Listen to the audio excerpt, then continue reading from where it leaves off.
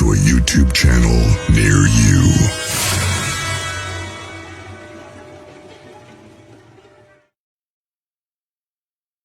Oops. Friday night, everybody. What's going on? That's better. How's everybody doing on Friday? Finally getting some spring weather. I see people are already coming in. Griff, how you doing? Always good to see you. We got, let's say I saw a little Twisted in here. Curtis, this is telling me chat's going to shape up to be good tonight. Be lots of questions, so. Yeah, I know, Twisted, how are you doing? So tonight, we'll see how far we get with it, but Wreck of the Edmund Fitzgerald, we had a request for this, so it was it's always been an interest of mine. Roger Blair, how's things going? Everybody have big plans this weekend, or are we kind of laying low? I know some people have spring break, some people are just getting done with spring break. Hasn't been much of a spring in Michigan. Today was the first day we hit 50. So Irene from Japan, how we doing? My uncle's over there somewhere. He's been there since the 70s, so Mr. Virgil Crane, thank you from greetings from Manchester, England. Welcome aboard from Traverse City, Michigan, across the pond.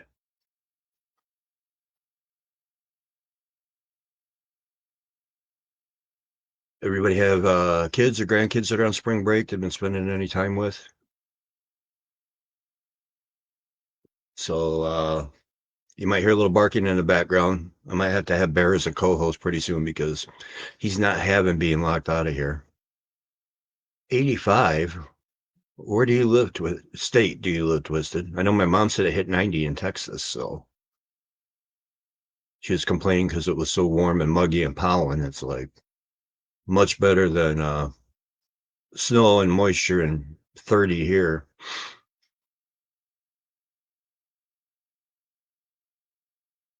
What is happening in everybody's world? I'm going to be forthright and honest here.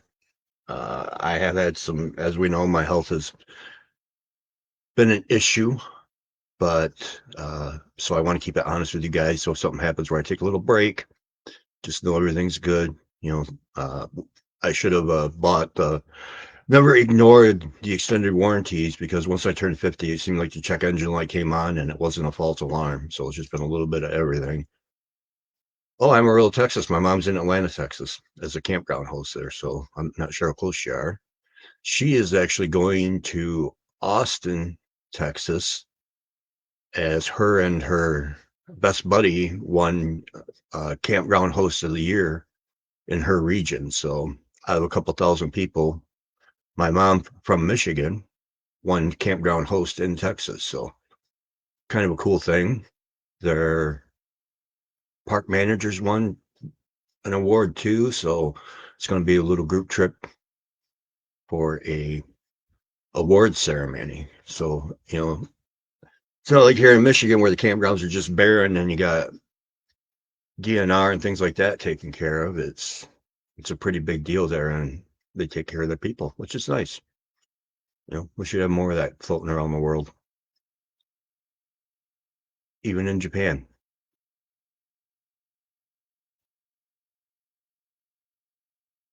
And I know Grizzly is on his way to Michigan to attend a Bigfoot conference in Troy. I wish I could get there, but with the having to work, and I had a MRI and CT scan today, so we'll wait the results on that. But you know, to be honest, I do have a little nice and easy form of skin cancer, but like I said, I might need a little time off if I got to get surgeries or something, because like right now I'm trying to do this through the Valium they gave me, so I'm pretty happy and mellow. So if chat gets going and I get distracted, please don't be offended by that. But everything looks good. So, nice easy treatment. A little skin off here, a little skin off there. Probably less skin off than a good spanking I had when I was about 4. So it'll be all right. And I will pass the congratulations on to her. So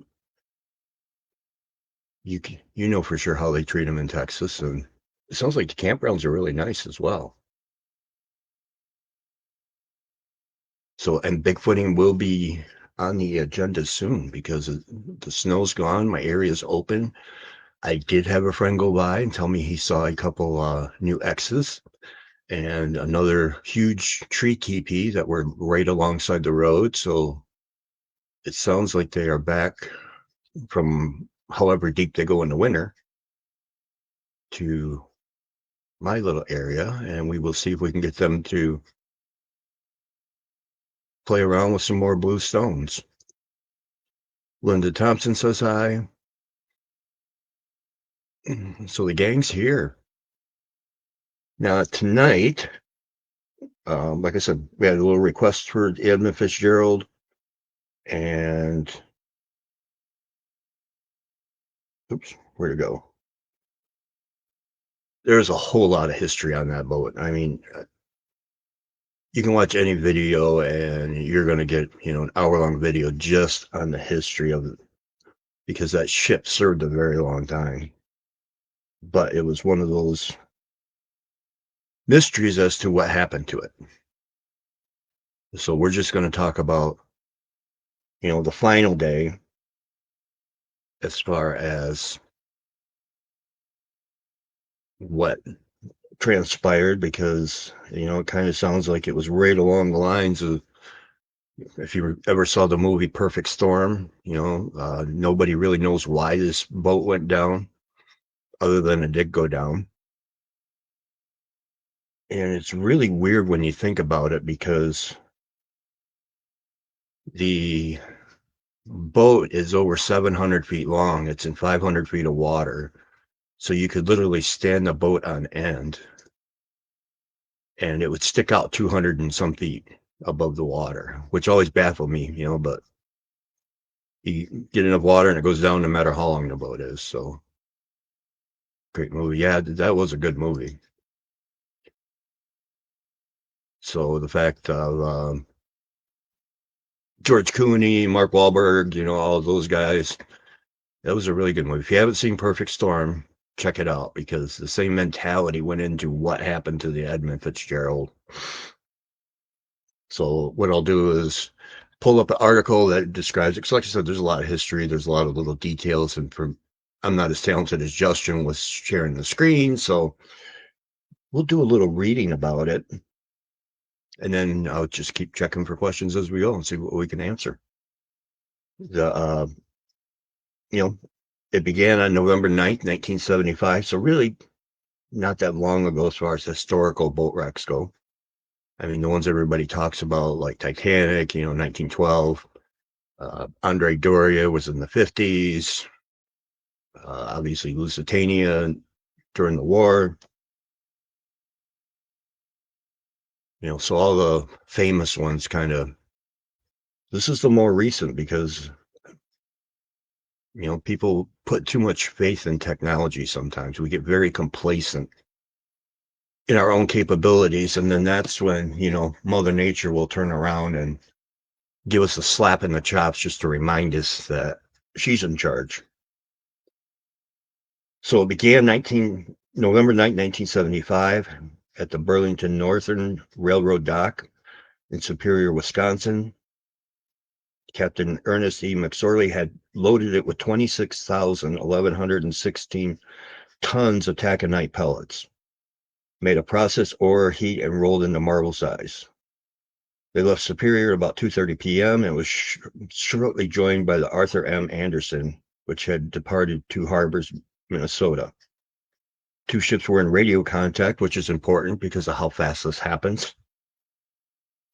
And the Fitzgerald, being the faster, took the lead. They kept a distance of 10 to 15 miles in between them. So they didn't really get out that far. And they were both aware that there was a big storm that was heading into Lake Superior. But, I don't know how many are familiar with the shipping on the Great Lakes, but it's pretty much like crab fishing, and they go out in just about anything. So there's a reason why there's 10,000 wrecks in the Great Lakes. They don't call in because they're sick. They don't call in because it's raining. So they were aware of the storm. McSorley and Captain Cooper agreed to take the northerly course across Lake Superior, where they would be protected by the highlands on the Canadian shores. It took them between Isle Royale and the Keweenaw Peninsula. So they're pretty close to the Lake Michigan shore, but that's where Superior narrows down a bit into you get closer to Canada. They would later make a turn to the southeast, which would eventually reach the shelter of Whitefish Point. If any of you in Michigan or you come to Michigan and you want to see some really cool historical information on the shipping, check out Whitefish Point Maritime Museum. Amazing stuff there. That's on my bucket list. They actually have the bell from the Edmund Fitzgerald. So weather conditions continued to deteriorate. Gale warnings had been issued at 7 p.m. on November 9th, upgraded to storm warnings early November 10th. Conditions were bad and gusting to 50 knots. Seas were already 12 to 16 feet. And yeah, I want to go too little twisted. That's on my bucket list because anything maritime shipping I enjoy. So captains have piloted both their vessels in similar situations. And in the early afternoon, November 10th, Fitzgerald passed Michipoken Island and was approaching Caribou Island. The Anderson was just approaching Mekatopen, about 3 miles up the West End Light. Reading the name of the boat, I didn't realize that Anderson was actually parked in Frankfurt for a long time. When there was an issue with the ferry service. So I've actually seen that, which is kind of cool. The other reason why Edmund Fitzgerald is close, November, winter time, absolutely. And it's the craziest time of the year to be going across Lake Superior because of the fact you get the cold air across Canada coming down, and the water is still warm in Superior at the time because it's such a big lake. And it makes for some horrendous weather. As it talks about here, the fact that he and his officers watched the Fitzgerald pass right over the dangerous area of shallow water. So there's a sandbar in that area. And by that time, snow and spray had been obscured the Fitzgerald from sight, visible 17 miles ahead on radar. So the weather whipped up so quick that, they lost sight of them, even though they could. So now they just had them on radar. As the afternoon wore on, because of the conditions, they stayed in more frequent radio contact. Communications with the Fitzgerald concerned navigational information, but no extraordinary alarming reports were offered by Captain McSorley. At about 5:20 p.m., the crest of a wave smashed the Anderson's starboard lifeboat, making it unusable. Captain Cooper reported winds northwest by west at a steady 58 knots and gusts to 70 knots and seas at 18 to 25 feet. So now you're in for a bumpy ride. Mr. Skinquando, how we doing? Talking a little Fitzgerald here. And so now it's getting bumpy. Even in a 700-foot boat, it's getting bumpy. And speaking of bumps, according to the captain, about 6:55 p.m., he and the men in the Anderson's pilot house felt a bump, felt the ship lurch, and then turned to see a monstrous wave engulfing their entire vessel from astern that worked its way along the deck, crashing on the back of the pilot house, driving the bow of the Anderson into the sea. And then a quote from captain of the Anderson: Then the Anderson just raised up, shook herself off, all that water, baroof, just like a big dog. Another wave, just like the first one, or even bigger, hit us again, and I watched these two waves head down the lake towards the Fitzgerald, which is important, coming up. And I think those were the two that sent her under. So Morgan Clark, first mate of the Anderson, kept watching the Fitzgerald on the radar, set to calculate her distance from other vessels near Whitefish Point. He kept losing sight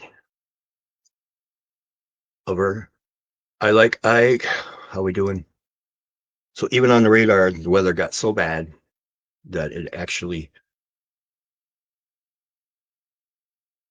Lori, how we doing? Oh, that's right. You're the one that requested this, so this is kind of for you and everybody else, as long as myself, because, like I said, this one's in a way it's kind of personal because a friend of mine, Jeff Gilbert, his uncle was on the Fitzgerald that night, so kind of hits home. So while they were trying to keep watch, the first mate kept watching the Fitzgerald on the radar set to calculate her distance from other vessels near Whitefish Point. He kept losing sight of Fitzgerald on the radar from sea return, meaning the seas were so high they interfere with the radar reflection. So imagine you're out in a boat and waves are so big that they're actually covering your radar signature. So you know they're going over the top in order to secure that. First mate Clark spoke to the Fitzgerald one last time about 7 p.m. Fitzgerald, this is the Anderson. Have you checked down? Yes, we have. Fitzgerald, we are 10 miles behind you and gaining about half a mile per hour. Fitzgerald, there is a target 19 miles ahead of us, so that target would be 9 miles ahead of you.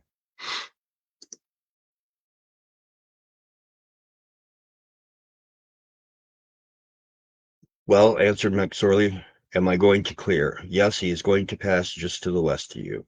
Well, fine. By the way, Fitzgerald, how are you making out with your problems?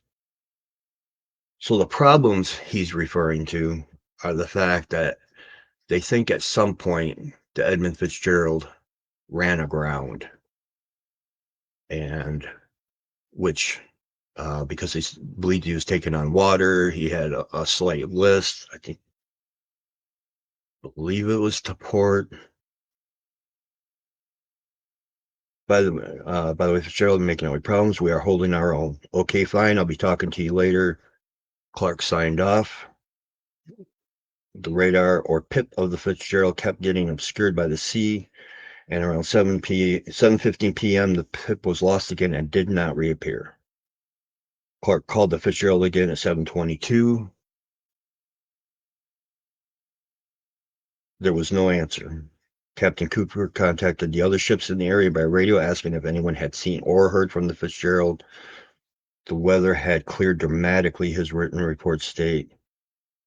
So it sounds like the Fitzgerald got caught right at the end of the storm. At this time, I became very concerned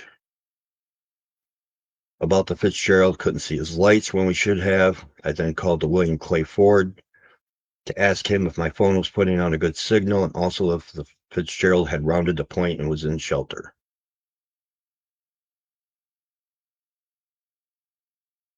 Oh, I can't imagine being on a boat and seas like that over your bow or running aground.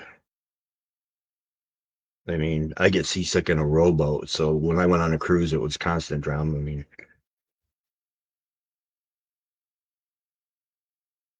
so we were at rounded to point, was in shelter. I called the Sioux Coast Guard, which is Sault Ste. Marie, Michigan.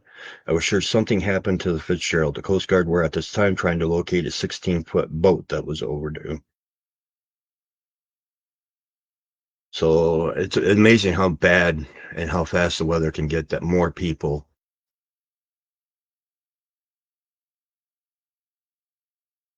Yeah, Lori, I don't blame him. Especially, I would be more apt to go on the ocean. Lori gives just so audio. You know what is going to happen. Yeah, my hubby won't go on a boat, and I'll go on the ocean before I go on the Great Lakes, just because how dramatically the waves change. And if I remember right, the lower Lakers are actually built more sturdy because the wave distance between the waves is so much different. You don't get the big rolling waves. You get several big ones real close together, so there's no time for it to recover. By the time Anderson had reached the safety of Whitefish Bay to the reef all on board, the Coast Guard called Captain Hooper back at 9 p.m. Anderson, this is Group Sue. What's your present position? We are down here about 2 minutes off Paracine Island right now. The wind is northwest 40 to 45 miles here in the bay. Imagine being on the water at 45-mile-an-hour winds.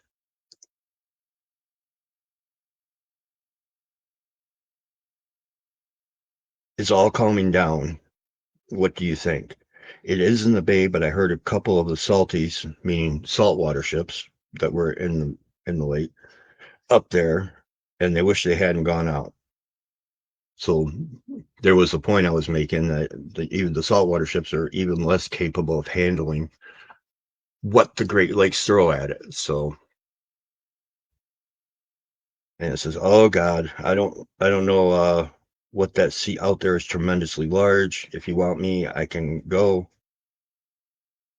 to search for her, but I'm not going to be making any time. I'll be lucky to make 2 or 3 miles an hour going back out that way.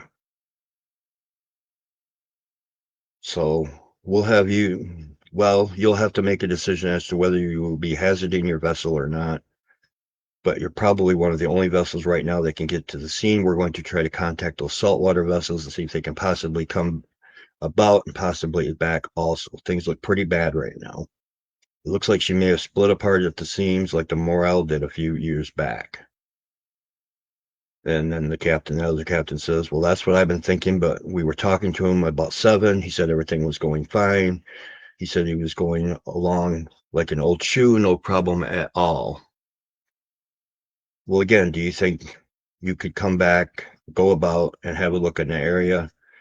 Well, I'll go back and take a look, but God, I'm afraid I'm going to take a hell of a beating out there. I'll turn around and give her a whirl, but God, I don't know. I'll give it a try. And that would be good. Do you realize what the conditions are out there? So apparently there were still really crappy conditions in that area. Lenny, how you doing? So the storm was kind of hovering at one point, so you could drive out of it. But if you're in it, as we know, you're pretty well sunk. Bad pun, but sunk. So the Anderson turned out to be the primary vessel in search, taking the lead. With the ship pounding and rolling badly, the crew of the Anderson discovered the Fitzgerald's 2 lifeboats and other debris, but no sign of survivors. Only one other vessel, the William Clay Ford, was able to leave the safety of Whitefish Bay and join the team at that time. The Coast Guard launched a fixed-wing HU-16 aircraft at 10 p.m. and dispatched 2 cutters, the Naugatuck and the Woodrush. People thank your Coast Guard because they go out in the nastiest conditions looking for dumb people who are out, or unlucky ones who are trying to get back in. Let me clarify that. Not all dumb people, just mostly dumb. So the Coast Guard conducted an extensive and thorough search on November 14th, a U.S. Navy plane equipped. So this is 7 days after, the Fitz disappeared. Sorry, 4 days. Plane equipped with magnetic. Coast Guard conducted an extensive and thorough search on November 14th. A U.S. Navy plane equipped with a magnetic anomaly detector located a strong contact 17 miles north of Whitefish Point. During the following 3 days, the Coast Guard Carter Woodrush used a side scan sonar, located 2 long pieces of wreckage in the same area. Another sonar survey was conducted November 22nd, 25th. So the following May 1976, Woodrush was again to conduct a side scan sonar.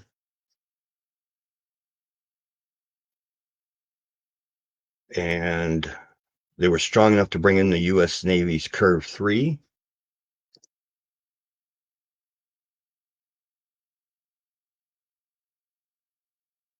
Okay, I'm just going to say this out loud, and I know I'm chatty right now. Lori, you're fine. That's what chat's for. Chat.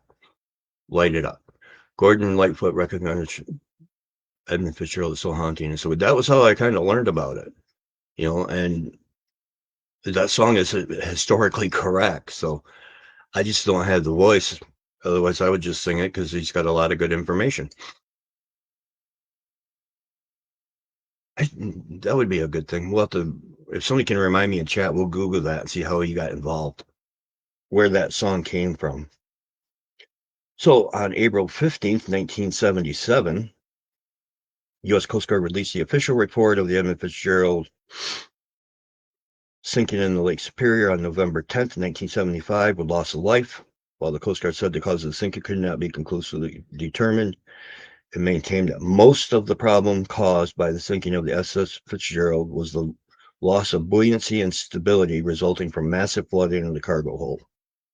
Flooding of the cargo hold took place through ineffective hatch closures as boarding seas rolled along the spar deck. Oh, I forget boarding means to get on the boat.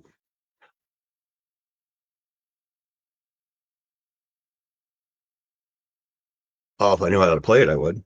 I'd go out with it. Plus, I think YouTube would give Grizzly a slap on the hiney for copyright. Later in the videotape conversation with Captain Cooper, said he always believed McSorley knew something serious had happened to the Fitzgerald as the ship passed over Caribou Shoal. Cooper believes that from the point on, McSorley knew he was sinking. Conflicting theories about which we're going to cover. We're just getting the history out of the way.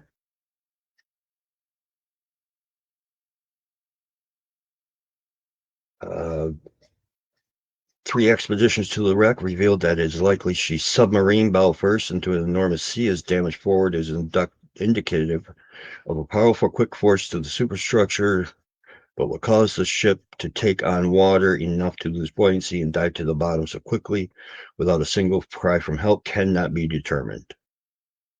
29 men were lost when the Fitzgerald went down. There's absolutely no conclusive evidence to determine the cause of the sinking. The bell of the ship is now displayed at the Great Lakes Shipwreck Museum as a memorial to her crew. For books, videos, and memorabilia about the Fitzgerald or lost, visit Shipwreck Coast Museum store. So, history's out of the way. What happened? $1 million question. So, let's take a look here. This is what she looked like when she was nice and pretty. Big boat, well-used boat. I believe it was built in the 50s at some point, 56. And, it's called the Mighty Fitz. Old reliable because it just kept going and going and going. Until, obviously, people get too confident in what they have and Mother Nature gives us a smack just to keep us in our place. So what do we know? What we do know is that when the Coast Guard did their investigation, that some of the hatches were not tight. They were in place, but apparently they were able to tell. However, some of the hatches were not tightened down per. Yeah, 26,000 tons is a bunch. And that's just of the ore that they loaded. That's not even counting the weight of the boat. Lori gives, yep, too big for their britches and got surprised. Yep, they wanted that one more run in for the season. History reminds me well. So talking about where the plates, hatch covers, however you want to phrase it, the issue. Here's some pictures of the wreck that show where, some of these hatches were open. Were they blown open on the bottom?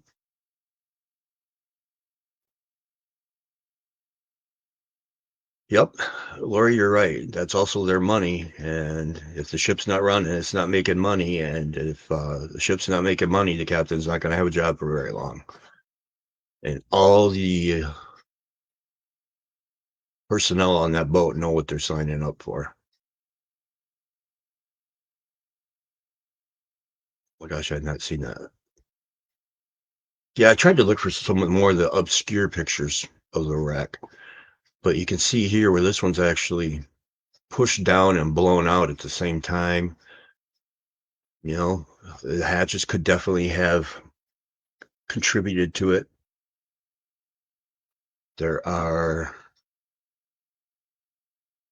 the wreck is really well, other than how deep, it's in 500 feet of water. So it's really not that deep twisted, compared to, like I said, it's over 700 feet long. If you stand it up, you got over 200 feet of boat still sticking out of the water.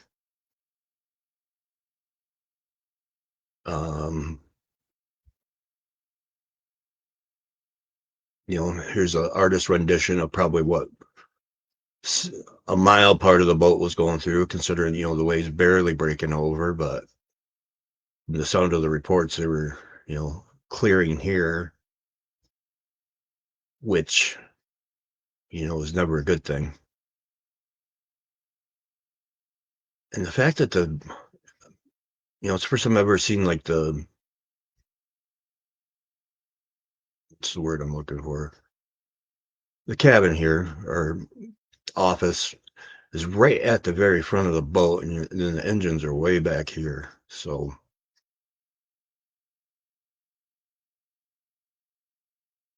it was so huge, it was like the Titanic going down. No one could believe it happened. You're right, because it had been in service so long and it had been so reliable. Um, we touched on these being, if they weren't tight, taking on water. And the fact that it sounds like it ran aground, maybe that buckled the keel a little bit or caused it to be able to take on some water too. So whatever caused the list they were reporting, they were taking on water somewhere.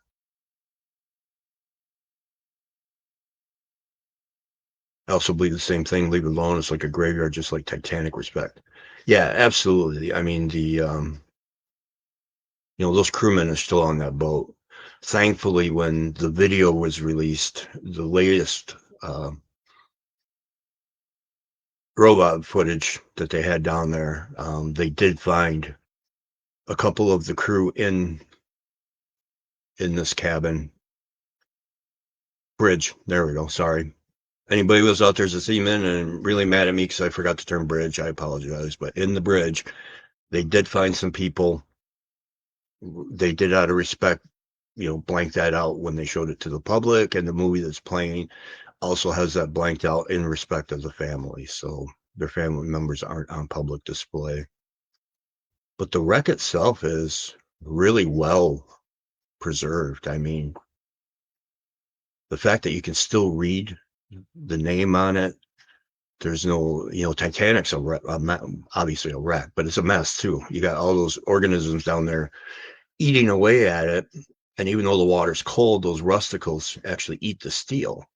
Where in the Great Lakes, we don't have that bacteria. So all of these make it so the wrecks stay so preserved, which is why so many people come here ship hunting, and deep dive these wrecks, because they are very well preserved.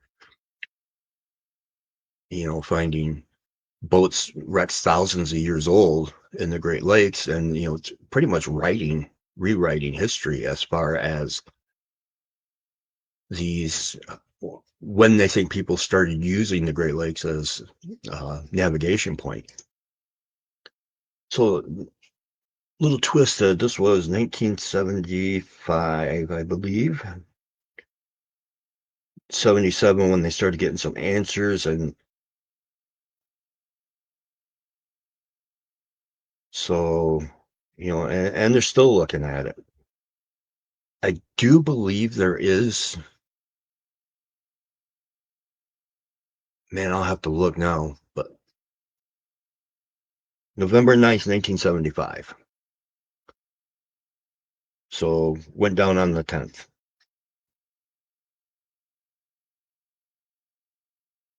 But I do believe these waters are protected. I don't think you can dive the wreck without permits. So that's something that, I know I'm getting off topic with Titanic, but that was something Bob Ballard could have done if he had just brought up a spoon or something from the wreck, he could have claimed the wreck of Titanic as his own, and it would be a museum at this point instead of uh, a treasure trove for people to go down and deep dive. So now back to why did it go down? I do have my opinion on it. You know, we do get these rogue waves in the ocean that they're proving. They finally got some video of one crashing into a cruise ship and nearly taking it down. And, you know, that's the captain of the Anderson talked about two huge waves, you know, nearly sinking his ship twice, and saw the waves headed toward the Fitzgerald's direction. So what could have happened there? Something similar, you know, depending if the waves close the gap or not, where if the front, if it hit the boat at the same time, it goes up, front end goes up, and then before it can settle back down, the back end goes up because of the fact that it gets caught between the waves. This is one theory. And then what happens is the keel can't support it and broke in half, down it goes. To me, um, and I'm no naval wreck person, you know, so, but to me, it seems like that would have still given them time to have gotten a signal off, or um, maybe they lost complete power when the ship broke. I don't know. I'm tending to think that maybe the first wave actually picked the boat up, and because it's so big, Brian, whether just perfect, maybe nothing they can fight. Yeah, it definitely, to me, it was wave related. The fact that they were already taking on water. And again, here's my opinion. Um, and this kind of will back it up. Let's get rid of this, add this. So here's the wreck. You know, again, this is kind of an artist rendition, but it's accurate. You can see here where all this is piled up. You know, to me, that says that that thing got drove straight into the ground. And like Titanic, you know, where the bow plowed in and pushes all the sand up to one side as it's moving, it gets stuck. Doesn't go very far because there, but then the other wave just twists it right in half.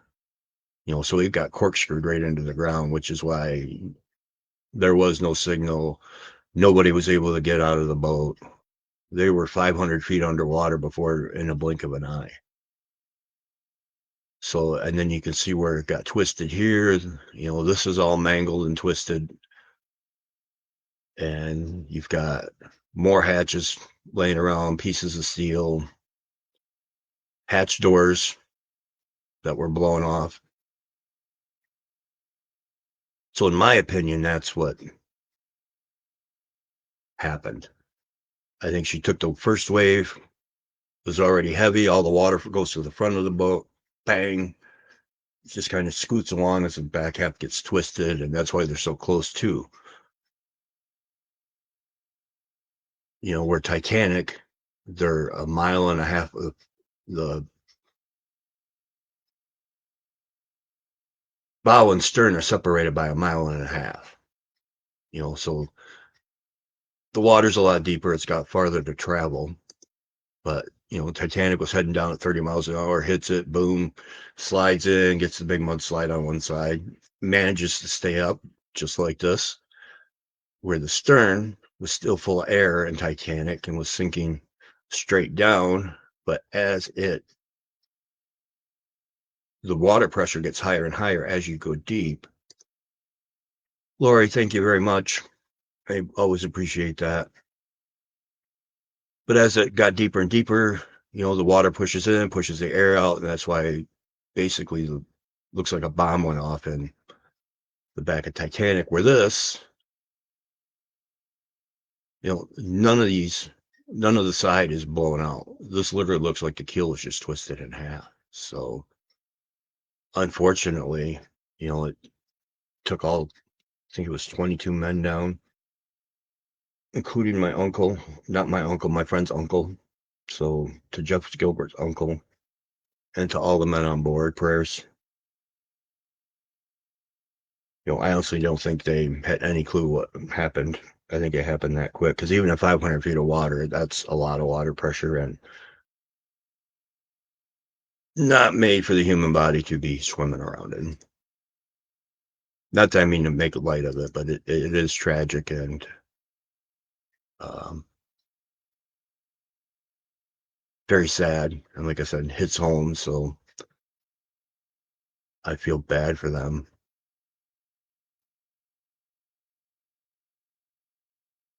But, and the sad thing is they really didn't learn anything because the boats still go out in the same type of weather. It's tragic when something so terrible happens and yet nothing gets fixed. You got 10,000 wrecks, over 10,000 in the Great Lakes. You think they would figure certain things out.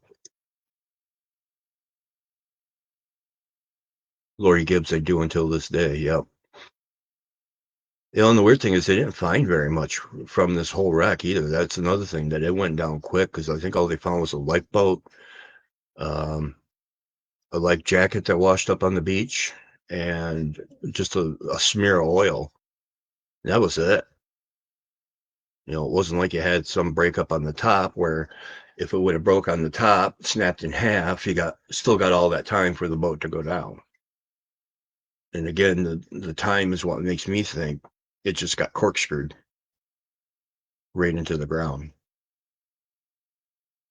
So, and that's why I'm glad that the people who are down there filming this thing, filming the wreck, trying to learn about it, are very respectful of the families because the boat is perfectly preserved. And from what they talked about on the camera, um, the remains are pretty well preserved as well. So that's what that cold water and lack of bacteria does, is it preserves everything. So I'm glad they protected the waters. Allison, how we doing? Allison's son is the one I'm going to borrow for Comic Con. I want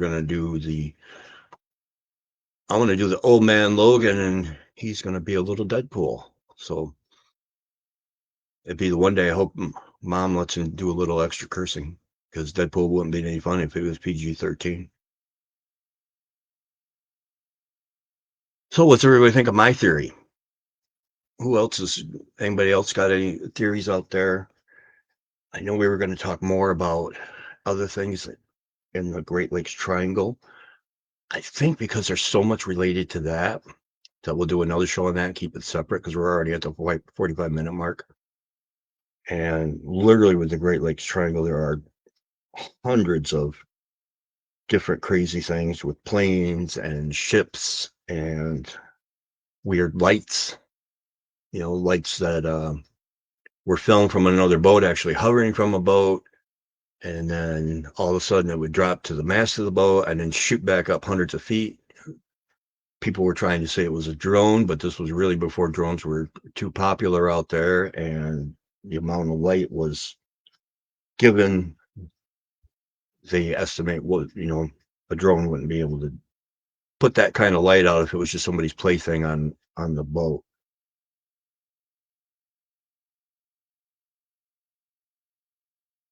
So let's see if it gives a map here.